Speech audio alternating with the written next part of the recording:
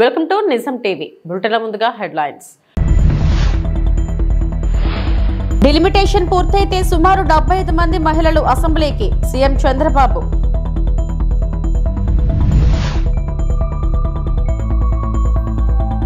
నాతో నడుస్తున్న ప్రతి ఒక్కరికి కృతజ్ఞతలు వైఎస్ జగన్.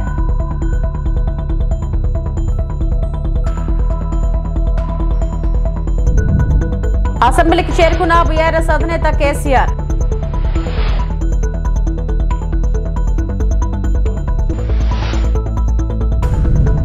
ప్రధానమంత్రి నరేంద్ర మోడీ తన మారిషస్ పర్యటన సందర్భంగా పోర్ట్ లూయిస్ లో ప్రతిపక్ష నాయకుడు జార్జెస్ పియరీ లెస్జాంగార్డ్ తో సమావేశమయ్యారు. ద్వైపాక్షిక సంబంధాలు మరియు మారిషస్ లోని భారతదేశం పెట్టుబడులపై కీలక చర్చల మధ్య ఈ సమావేశం జరిగింది.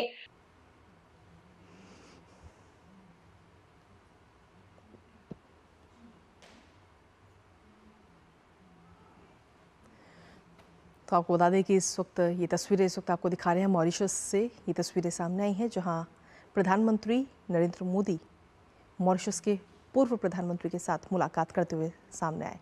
आपको बता दें कि प्रधानमंत्री मॉरिशस के 97वें राष्ट्रीय दिवस समारोह में भी आज शामिल होते हुए नजर आएंगे। और लेकिन इस समारोह से पहले पूर्व प्रधानमंत्री प्रविंद जगन्नाथ के साथ ये बेहद ही खास और अहम मुलाकात प्रधानमंत्री की तरफ से की गई।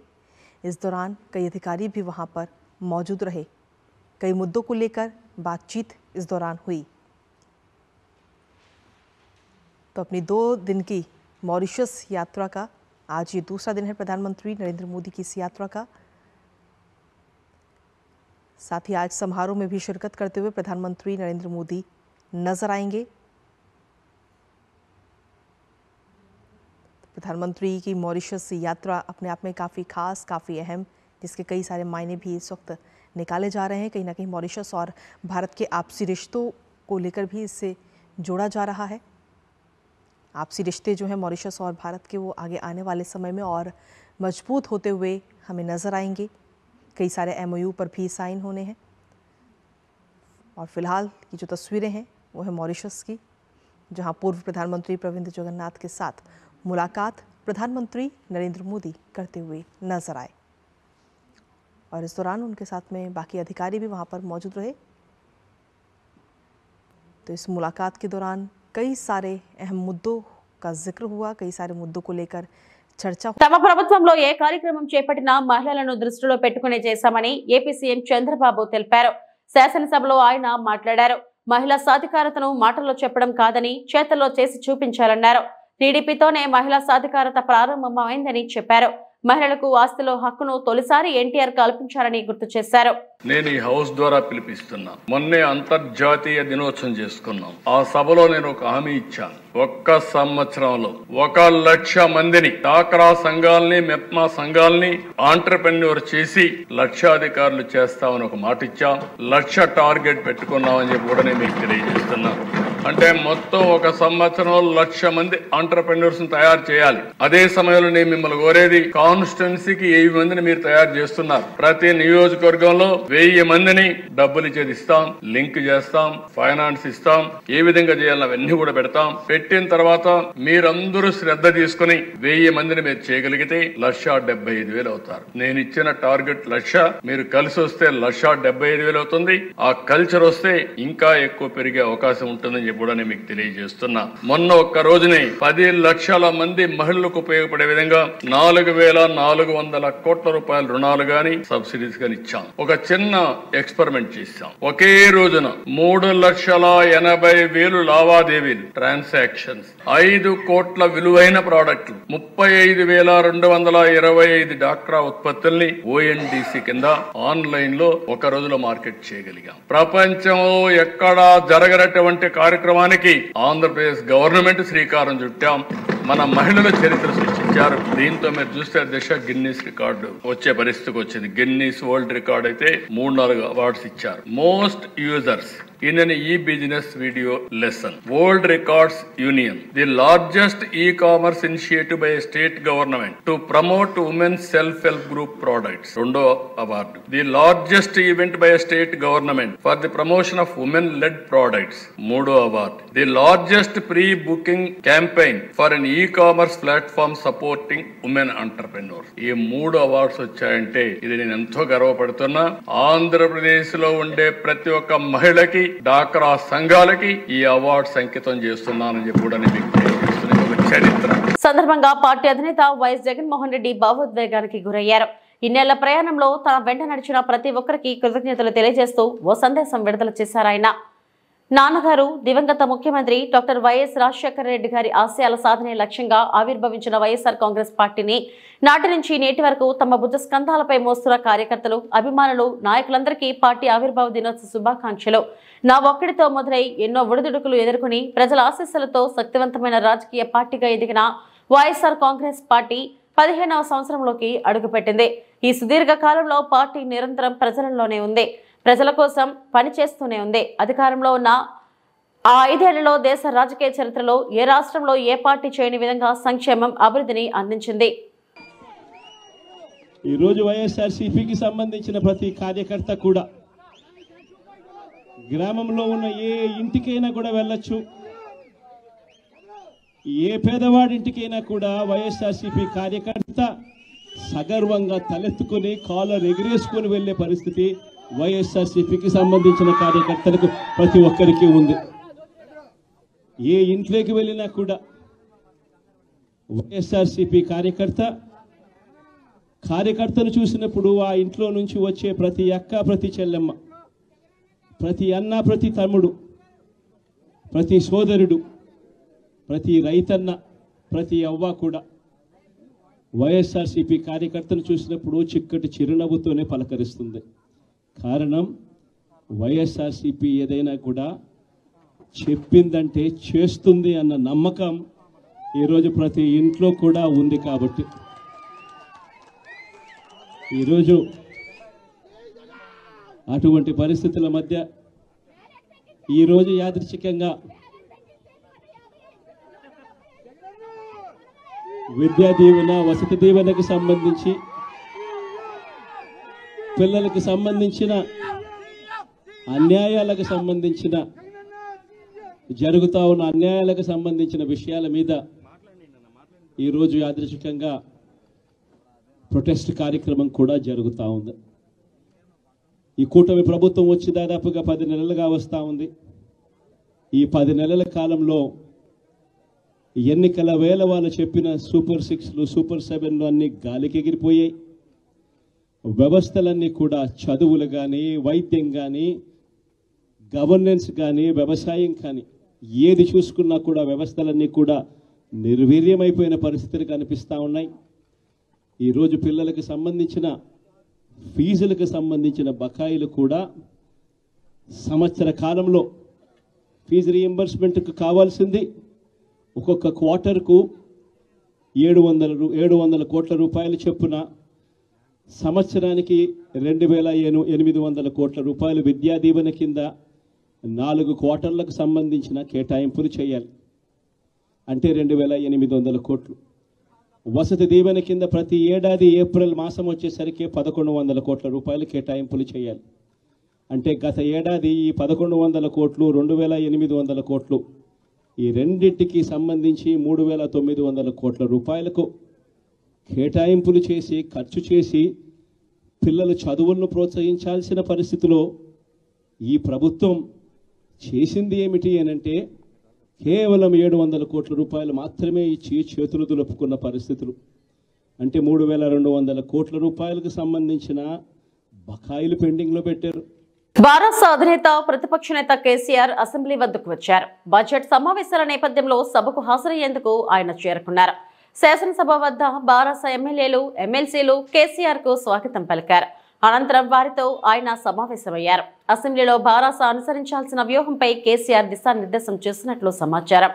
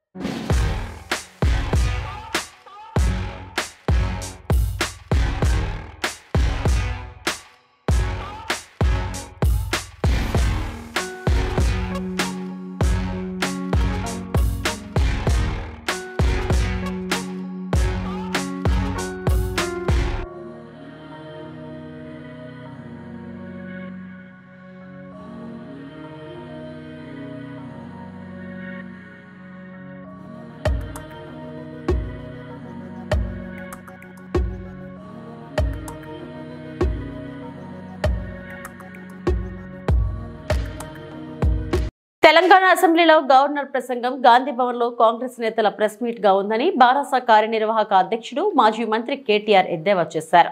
గవర్నర్ తో పచ్చి అబద్ధాలు చెప్పించారని విమర్శించారు. అసెంబ్లీ మీడియా పాయింట్ వద్ద కేటీఆర్ మాట్లాడారు. గవర్నర్ ప్రసంగంలో కొత్త విషయాలు చెబుతున్నారనుకున్నాం, రైతులకు భరోసా ఇస్తారని భావించాం. 20 నుంచి 30% మించి రైతులకు రుణమాఫీ జరగలేదు, కానీ పూర్తిగా చేసినట్లు గవర్నర్ తో అబద్ధాలు చెప్పించారు. ఈ ప్రసంగంతో ఆయన స్థాయిని తగ్గించారు. సీఎం రేవంత్ చేతకానితనం వల్ల అనేక ఎకరాలకు నీరు అందడం లేదు. 20% కమిషన్ తప్ప విజన్ లేని ప్రభుత్వం ఇది. సాగునీటి సంక్షేమం, రైతుల ఆత్మహత్యలపై గవర్నర్ ఒక్క మాట కూడా మాట్లాడలేదు. కాంగ్రెస్ చేసిన అప్పుల గురించి ప్రస్తావనే లేదు. ఢిల్లీకి మూటలు పంపేందుకు ఈ ప్రభుత్వం ఉంది అని కేటీఆర్ విమర్శించారు. ఇది గవర్నర్ గారి ప్రసంగం లాగా లేదు. ఒక మాటలో చెప్పాలంటే గాంధీ భవన్లో కాంగ్రెస్ కార్యకర్తల ప్రెస్ మీట్ లాగా ఉంది తప్ప గవర్నర్ గారి ప్రసంగం లాగా మాత్రం లేదు. పాపం పెద్ద ఆయన గవర్నర్ గారి నోటెంబడ కూడా చాలా అబద్ధాలు, ఒకటి కాదు రెండు కాదు, ఎన్నో అబద్ధాలు, ఎన్నో అర్ధసత్యాలు, ఎన్నో అసత్యాలు కూడా పాపం వారి నోటెంబడ కూడా పలకాల్సి రావడం మేము కూడా బాధపడతా ఉన్నాం. కాంగ్రెస్ సర్కారు యొక్క ఘోర వైఫల్యం వల్ల ఈరోజు రాష్ట్రంలో రైతాంగం ఆందోళనలో ఉంది. ఎక్కడికక్కడ పంటలు ఎండిపోతున్నాయి. రైతులు ఇప్పటికే 480 పైచిలకు మంది రైతులు ఆత్మహత్య చేసుకున్నారు. వాళ్లకు కనీసం ఒక్క మాట, వాళ్లకు సాంత్వన చేకూర్చే మాట, వాళ్లకు ఉపశమనాన్ని ఇచ్చే మాట, వాళ్లకు భరోసానిచ్చే ఒక్క మాటనన్న గవర్నర్ నోటెంబడి వస్తుందేమో. పంటలు ఎండిపోకుండా కాపాడుతాం, నీళ్ళు ఇస్తాం, బుద్ధి తెచ్చుకున్నాం, ఇకనైనా బుద్ధితో మెదులుతామని చెప్పి ఒక్క మాటన్నా చెప్తారేమో అనుకున్నాం. ఒక్క మాట కూడా వారి నోటెంబడ రాలేదు. అసలు ఈరోజు వరకు రాష్ట్రంలోని ఏ గ్రామంలో కూడా 25 నుంచి 30% మించి రుణమాఫీ జరగలేదు. ఇది నిర్వివాదం. ఇది మేము శాసనసభలో పోయిన సమావేశాల్లోనే అడిగినాం. ముఖ్యమంత్రి గారు సొంత ఊరికి పోదామా, సొంత నియోజకవర్గానికి పోదామా, ప్లేసు, డేటు, టైము మీ ఇష్టం, ఊరు కూడా మీ ఇష్టం. ఒక్క ఊళ్ళే 100% రుణమాఫీ అయితే మేమందరం రాజీనామా చేసిపోతామని చెప్పి కూడా చెప్పినాం. కానీ మళ్ళీ ఈరోజు గవర్నర్ గారి నోటెంబడ రుణమాఫీ అయిపోయింది, లక్షలాది మంది రైతులు సంతోషంగా ఉన్నారు అని చెప్పి అబద్ధాలు చెప్పించి గవర్నర్ గారి స్థాయిని కూడా దిగజార్చి ఈ కాంగ్రెస్ ప్రభుత్వం మళ్ళొక్కసారి తన భ్రష్టత్వాన్ని, తన నీచత్వాన్ని బయట. నర్సీపట్నం నియోజకవర్గం మాజీ శాసనసభ్యులు శ్రీ పెట్ల ఉమాశంకర్ గణేష్ ఆధ్వర్యంలో వైఎస్ఆర్ కాంగ్రెస్ పార్టీ ఆవిర్భావ దినోత్సవం సందర్భంగా నర్సీపట్నం మున్సిపాలిటీ పెద్దబొడ్డేపల్లి పార్టీ కార్యాలయం నందు నర్సీపట్నం నియోజకవర్గం పార్టీ నాయకుల సమక్షంలో ఆవిర్భావ దినోత్సవ వేడుకలు జరుపుకోవడం జరిగింది. ఈ సందర్భంగా మాజీ ఎమ్మెల్యే మాట్లాడుతూ 2011 మార్చి 12వ తేదీన వైఎస్ఆర్సీపీ పార్టీ ప్రారంభించారని అన్నారు. ఇప్పటిదాకా రాష్ట్ర వ్యాప్తంగా ప్రజలతో మమేకమై ఎన్నో పోరాటాలు, ఉద్యమాలు చేశారని అన్నారు. అంతేకాకుండా 175 స్థానాల్లో పోటీ చేయగల సత్తా అన్న పార్టీ ఏదైనా ఉంది అంటే అది ఒక వైఎస్ఆర్ పార్టీ మాత్రమేనని కొనియాడారు. గత ఎన్నికల్లో ఓడిపోయిన ప్రజలు 40% ఓటింగ్ ఇచ్చి జగన్ పై మమకారాన్ని చాటుకున్నారని ఈ సందర్భంగా తెలిపారు. కార్యక్రమంలో వైఎస్ఆర్సీపీ సీనియర్ నాయకులు చింతకాయల సన్యాసి పాత్రుడు, వృత్తుల ఎర్రపాత్రుడు, గోల్కొండ జెడ్పీటీసీ మాకిరెడ్డి బుల్లిధర తదితరులు పాల్గొన్నారు. ఈరోజు వైఎస్ఆర్ కాంగ్రెస్ పార్టీ ఆవిర్భావ దినోత్సవాన్ని ఈరోజు నర్సీపట్నంలో పార్టీ నాయకుల ఆధ్వర్యంలో వేడుక జరుపుకోవడం జరుగుతుంది. మనందరికీ తెలుసు, ఆనాడు పార్టీ అధ్యక్షుడు జగన్మోహన్ రెడ్డి గారు 2011 మార్చి 12వ తారీఖున పార్టీని ఆవిర్భించడం జరిగింది. నేటికి 15 సంవత్సరాలు పూర్తి చేసుకుందాం. ఈ 15 సంవత్సరాల్లో కూడా జగనన్న ఆధ్వర్యంలో రాష్ట్ర వ్యాప్తంగా ప్రజల యొక్క సమస్యలతో పాటు అందరూ కూడా తెలుసుకొని ప్రజలతో మమేకమై ఎన్నో ఉద్యమాలు చేపట్టిన సంగతి అందరూ కూడా తెలుసు. దానికి తోడు ఏదైతే అధికారంలోకి వచ్చామో జగనన్న ముఖ్యమంత్రి అయిన తర్వాత ఎక్కడ పార్టీలు చూడకుండా, రాజకీయాలు చూడకుండా ఏదైతే మేనిఫెస్టోలో పెట్టారో మేనిఫెస్టోలో పెట్టిన పథకాలందరూ కూడా ప్రతి ఒక్కరికి కూడా అందించిన ఘనత జగనన్న అని చెప్పి సందర్భం తెలియపరచాలి. ఒక్క ముఖ్యం చెప్పాలి, ఈరోజు ఆంధ్రప్రదేశ్ రాష్ట్రంలో 175 నియోజకవర్గాల్లో పోటీ చేయగల దమ్మున్న పార్టీ వైఎస్ఆర్ కాంగ్రెస్ పార్టీ. అలాగే 175 నియోజకవర్గాల్లో పోటీ చేయించగల దమ్మున్న నాయకుడు వైఎస్ జగన్మోహన్ గారు అని చెప్పి సందర్భంగా తెలియపరచడం జరుగుతుంది. అయితే ముఖ్యంగా మొన్న జరిగిన ఎన్నికల్లో ఓటమి చిన్నప్పటికీ కూడా మరి రాష్ట్ర వ్యాప్తంగా 40% ఓట్లు పడ్డాయంటే మరి జగనన్నకి ఏ విధంగా ఆదరణ ఉందో మనందరూ కూడా తెలుసుకోవాలి. రేపు రాబోయే రోజుల్లో కూడా మరొక 4 సంవత్సరాలు ఎన్నికలు ఉన్నాయి. ఈ 4 సంవత్సరాలు కూడా జగనన్న ఆధ్వర్యంలో జగనన్న పిలుపు మేరకు మా పార్టీ నాయకులందరూ కూడా కష్టపడి పనిచేయడమే కాకుండా ప్రజల తరపున పోరాటం చేయడమే కాకుండా రేపు రాబోయే రోజుల్లో జగనన్న ముఖ్యమంత్రిని చేసుకుంటామని చెప్పి సందర్భంగా తెలియపరుస్తూ జై జగన్, జై జగన్, నాయకత్వం, నాయకత్వం. ప్రచారార్థం ప్రచారార్థమై చంద్రబాబు పవన్ కళ్యాణ్ బాబులు రోడ్లు వేయండి, మోకాళ్లపై నిల్చుని గిరిజనుల నిరసన.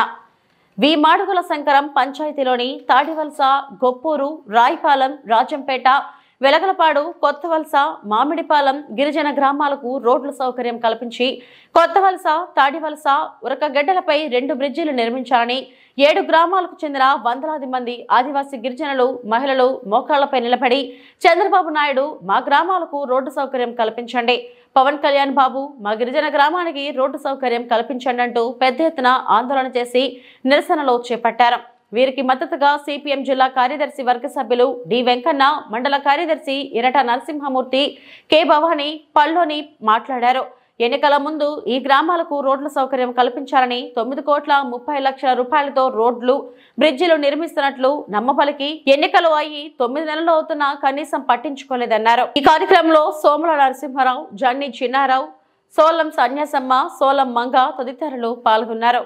శంకరం పంచాయతీ ఏదైతే ఉందో శంకరం పంచాయతీలోనే అటు గుట్టువాడ నుంచి ఇటు కృష్ణంపాలెం వరకు కొన్ని 7 గ్రామాలకు సంబంధించినటువంటి ఏదైతే రోడ్డు ఉందో ఈ రోడ్డుని వెంటనే వేయాలని చెప్పేసి గిరిజనులు ఈరోజు 2 చేతులు ఎత్తి దండం పెట్టి పవన్ కళ్యాణ్ బాబు మాకు రోడ్డు వేయండి, చంద్రబాబు నాయుడు బాబు మాకు రోడ్డు వేయండి అని చెప్పేసి వాళ్ళు నిరసన అటువంటిది తెలియజేయడం జరిగింది.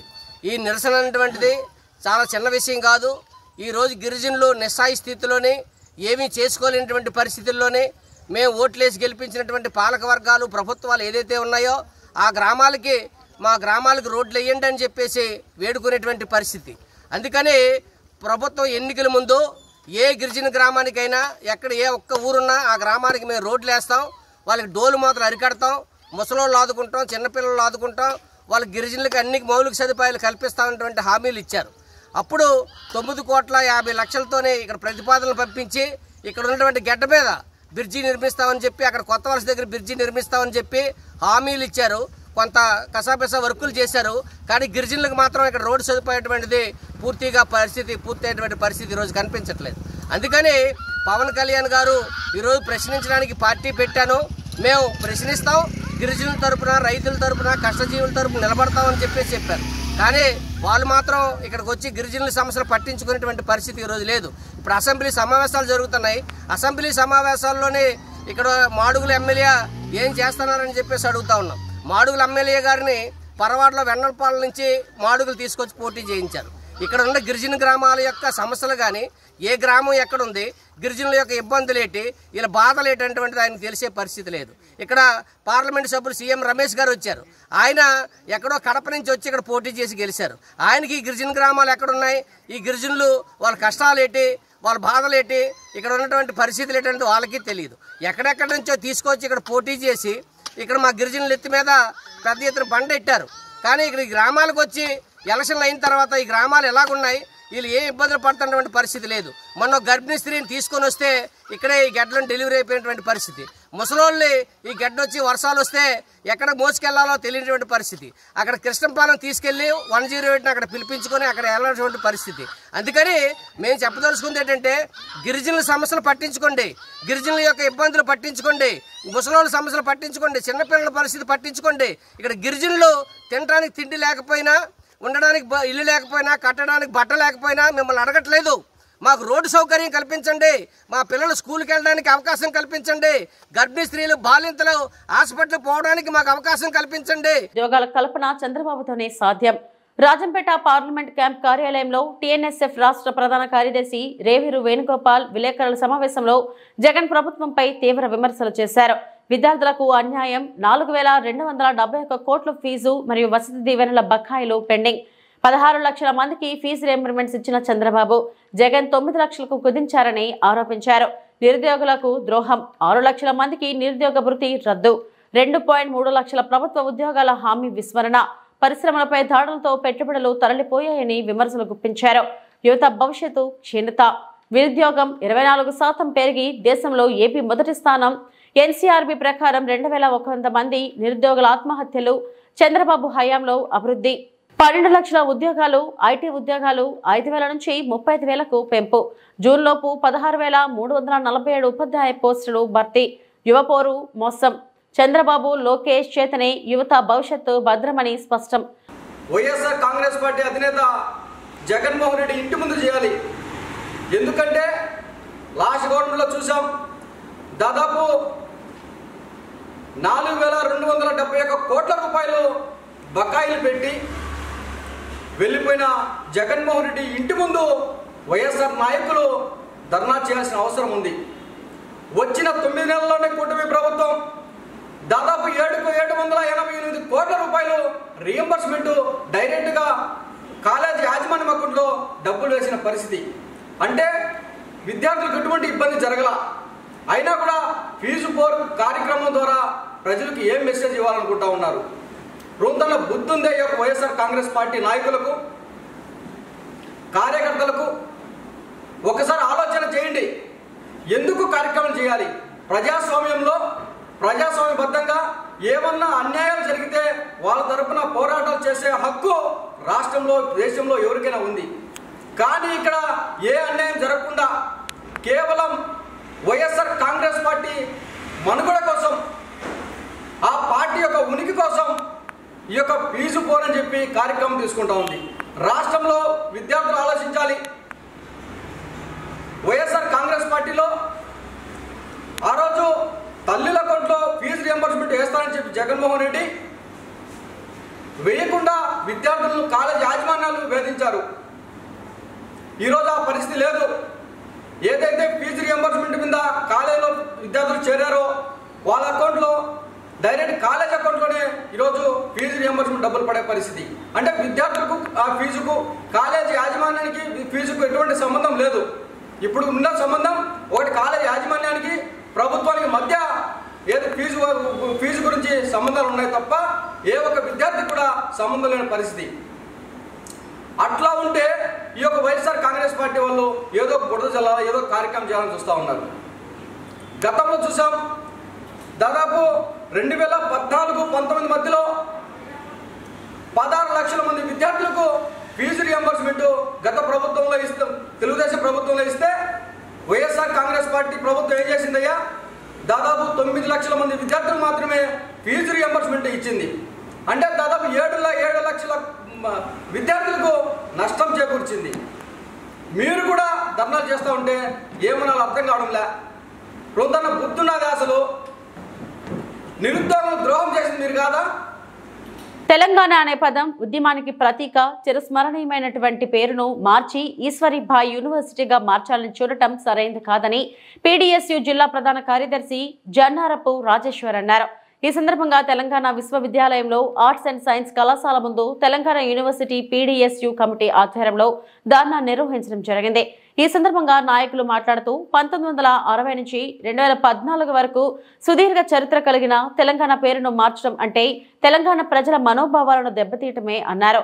ఎంతో మంది త్యాగాల గాయాలు, ఉద్యమ స్ఫూర్తి కలిగిన తెలంగాణ పేరును అలాగే ఉంచాలని రాష్ట్ర ప్రభుత్వాన్ని డిమాండ్ చేశారు. ఎవరు అధికారంలోకి వస్తే వాళ్ళ తల్లిదండ్రుల పేర్లు ప్రభుత్వ సంస్థలకు పెట్టుకోవడం పద్ధతి కాదని విమర్శించారు. కార్యక్రమంలో తేయు పీడీఎస్యూ నాయకులు ప్రిన్స్ హుస్సేన్, సాయి కిరణ్, ఆకాష్, రమ్య, ప్రవీణ తదితరులు పాల్గొన్నారు. కాంగ్రెస్ ప్రభుత్వం నేడు తెలంగాణ యూనివర్సిటీకి ఉన్నటువంటి పేరును ఈరోజు ఈశ్వరీబాయి యూనివర్సిటీగా మార్చే ప్రయత్నాలు చేస్తున్నది. ఈరోజు తెలంగాణ యూనివర్సిటీకి ఒక చరిత్ర ఉన్నది. ఎన్నో ఉద్యమాలతో ఇక్కడ నిజామాబాద్ జిల్లాలో యూనివర్సిటీని సాధించుకున్నాం. ఈరోజు రాష్ట్రానికి సంబంధించినటువంటి పేరు ఒక తెలంగాణ యూనివర్సిటీకే ఈరోజు తెలంగాణ ఉన్నది.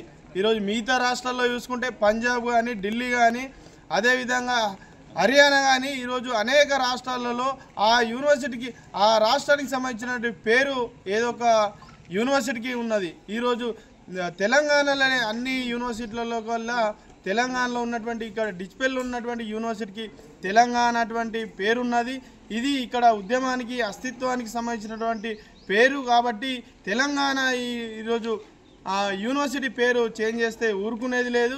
ఈరోజు రాజకీయ నాయకులు వాళ్ళ తల్లిదండ్రులు ఈరోజు పేరు పెట్టుకోవడానికి ఇదేమో వాళ్ళకు సంబంధించినటువంటి షాపులు కాదు. ఈరోజు విద్యా కేంద్రాలుగా ఉంచాలి కానీ ఈరోజు ఇష్టం వచ్చినట్టు మార్స్తే ఈరోజు ఇక్కడ యూనివర్సిటీ విద్యార్థులు ఊరుకునే పరిస్థితి లేదు.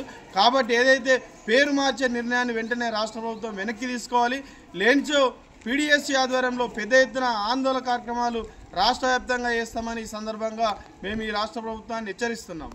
ఇవి ఇప్పటివరకు నా బులెటిన్ అప్డేట్స్. నమస్తే.